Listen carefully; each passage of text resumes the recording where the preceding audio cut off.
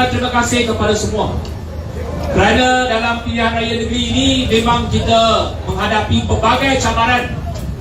Ada banyak kesukaran untuk kita berkempen, untuk kita berceramah, kerana rata-rata kita tahu bahawa sekarang ini masa ada pandemik COVID. Baru 2-3 hari ini boleh buka mask untuk cakap. Kalau minggu pertama nak cakap kena pakai mask, kalau buka mask saja kena 1,000. Tapi kita ada jarak, kita jaga SOP. Tetapi memang kita tahu bahawa kempen pilihan raya Johor ini sangat susah, kerana kita berada dalam pandemik COVID dan ramai yang masih terkesan daripada COVID. Ramai yang kerja di Singapura tak boleh balik. Kita ada pelbagai sekatan.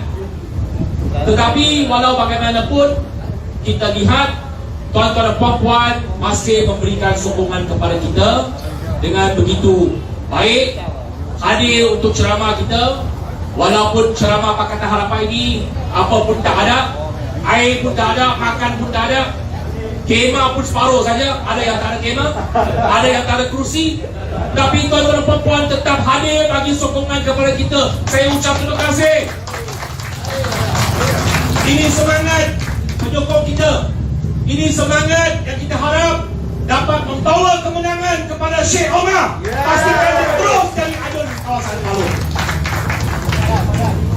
Kerana Sheikh Omar telah menjadi wakil rakyat di sini sejak tahun 2018. Penggal pertama lagi.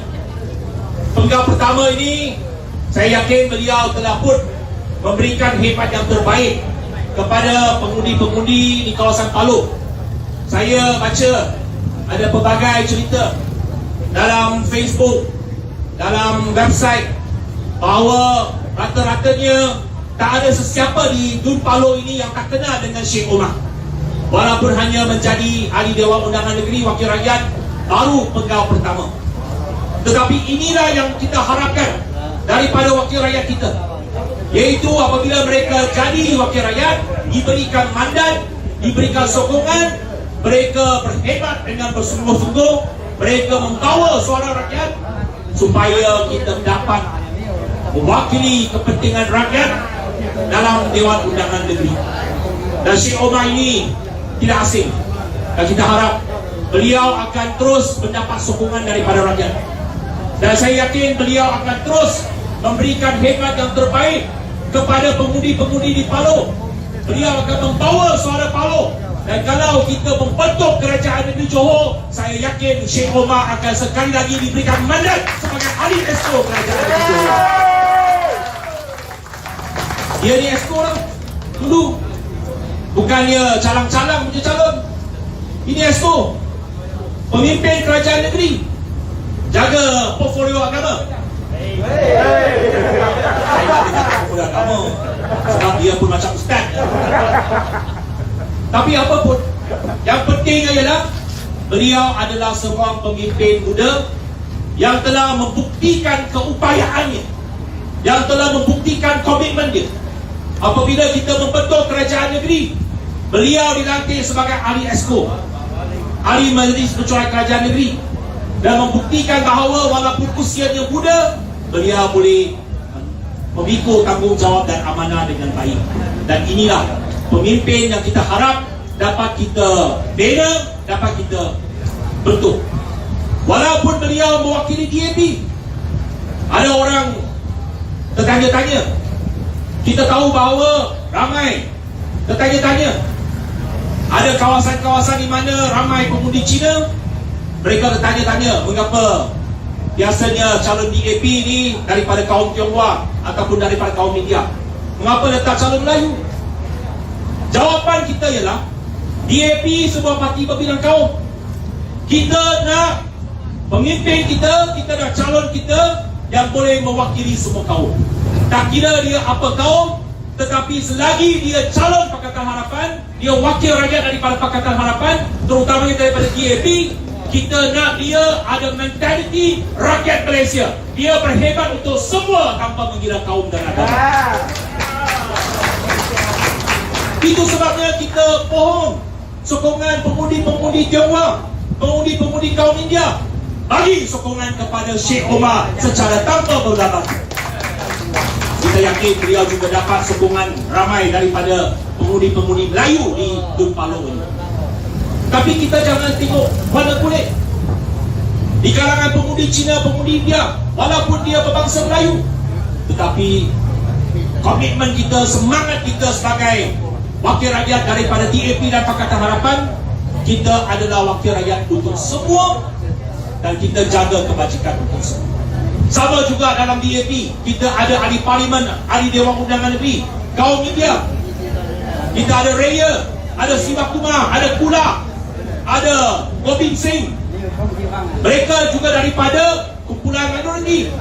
Tetapi apabila kita letak mereka sebagai wakil rakyat, sebagai calon DAP, dia dapat sokongan daripada semua kaum. Dia berhemat dan bersuara untuk semua kaum. Inilah semangat yang kita nak bawa dalam perjuangan DAP dan Pakatan Harapan. Sama seperti saya. Saya walaupun keturunan Cina, tetapi kawasan saya di Seremban, Parlimen Seremban, hampir 50% adalah pengundi Melayu.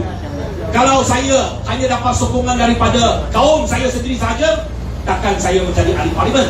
Sebab di Seremban hanya 38% pengundi Cina, 12% kaum India, hampir 50% pengundi Melayu. Tetapi kalau pilihan raya lepas, saya menang dengan majoriti 30,000. Maksudnya saya dapat sokongan daripada undi Melayu, Cina, India. Dan apabila kita bersuara di parlimen, apabila saya menjadi Menteri Pengangkutan, takkan saya jadi Menteri Pengangkutan jaga Cina saja.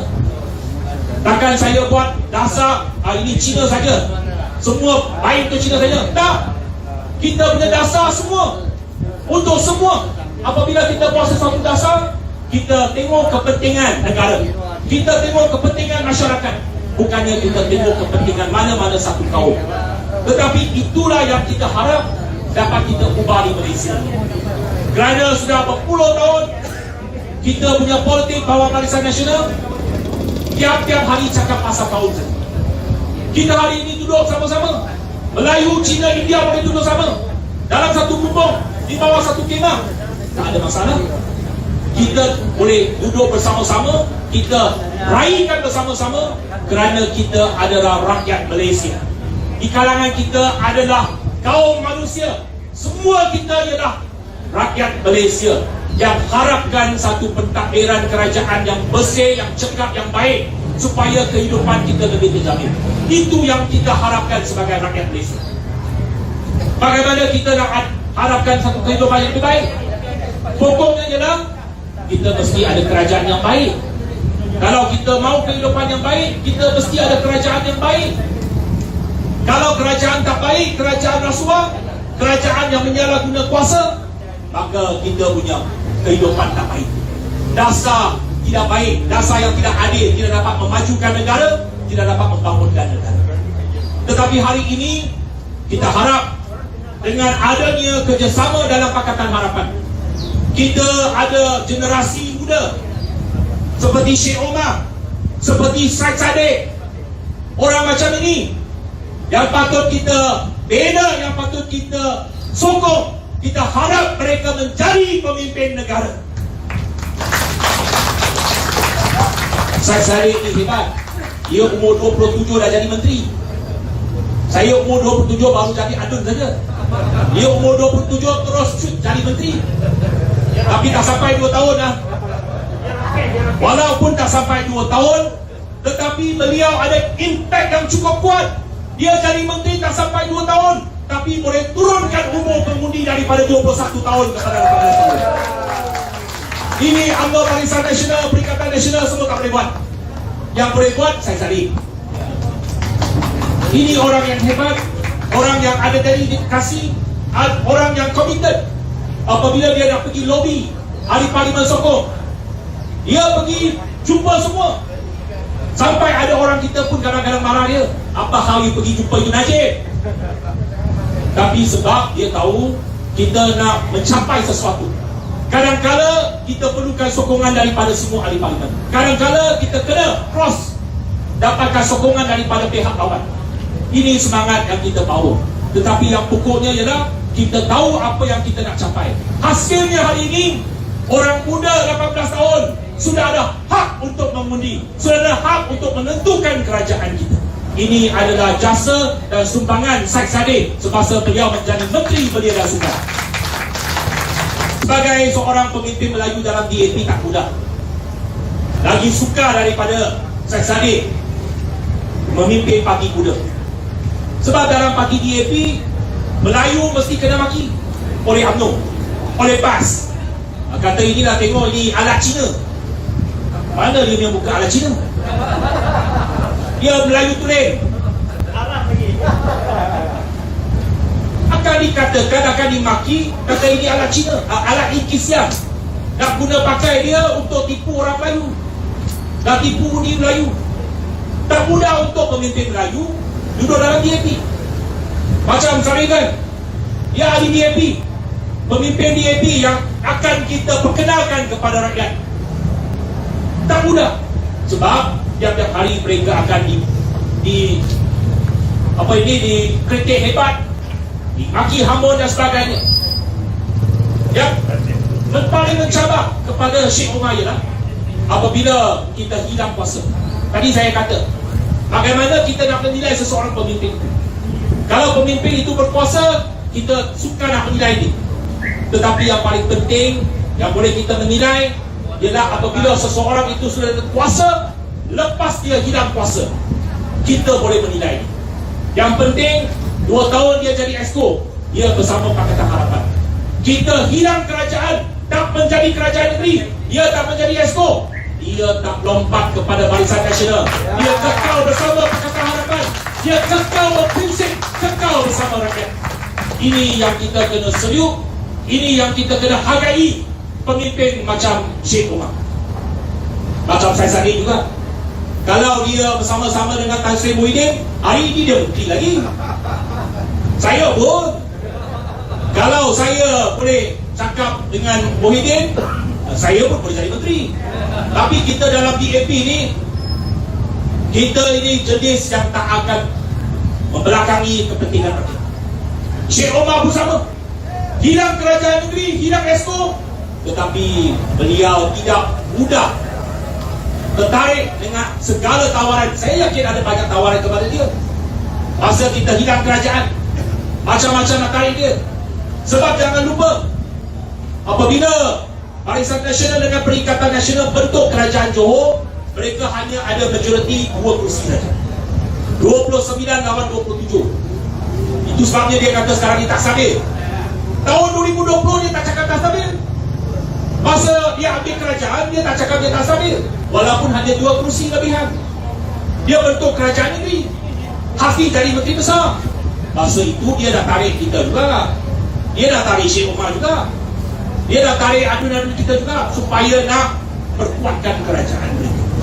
Tetapi kita bernasib baik, kita bertuah, kita ada sekumpulan wakil rakyat, ahli Dewan Undangan Negeri, daripada DAP, daripada Pakatan Harapan, yang langsung tidak menerima sebarang tawaran daripada mereka. Mereka kekal berprinsip, kekal bersama rakyat. Ini yang kita kena hargai, ini yang kita kena sokong, supaya pemimpin-pemimpin seperti ini mereka boleh terus bercakap untuk rakyat.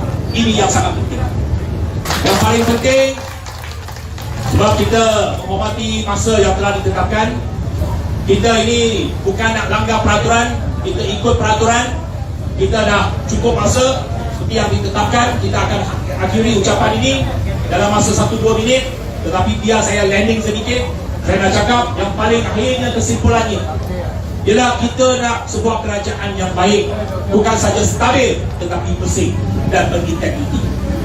Hanya Pakatan Harapan saja boleh menawarkan sebuah kerajaan yang bersih dan berintegriti. Kerana kita menawarkan wakil rakyat, menawarkan calon yang bersih dan berintegriti. Kita ada pelbagai rancangan, pelbagai dasar untuk membangun dan memajukan negara dan negeri. Jadi kita harap tuan-tuan dan puan, jangan putus asa. Walau apapun cabaran di depan kita, walau apapun masalah yang kita hadapi, kita harap tuan-tuan dan puan jangan berputus asa. Pastikan hak kita sebagai pengundi akan kita kekalkan. Jangan tidak keluar mengundi. Kalau kita tak keluar mengundi, kita serahkan hak kita kepada orang lain buat keputusan. Jangan biarkan minoriti putuskan untuk kita. Kita sebagai rakyat di sini, rakyat Johor, pastikan masa depan Johor ditentukan oleh rakyat Johor sendiri, ditentukan oleh tuan-tuan perempuan sendiri. Pastikan 12 Mac ini keluar mengundi. Undi Pakatan Harapan, undi Syed Omar, pastikan Syed Omar terus menjadi wakil rakyat alun kawasan Palu. Sekian, terima kasih.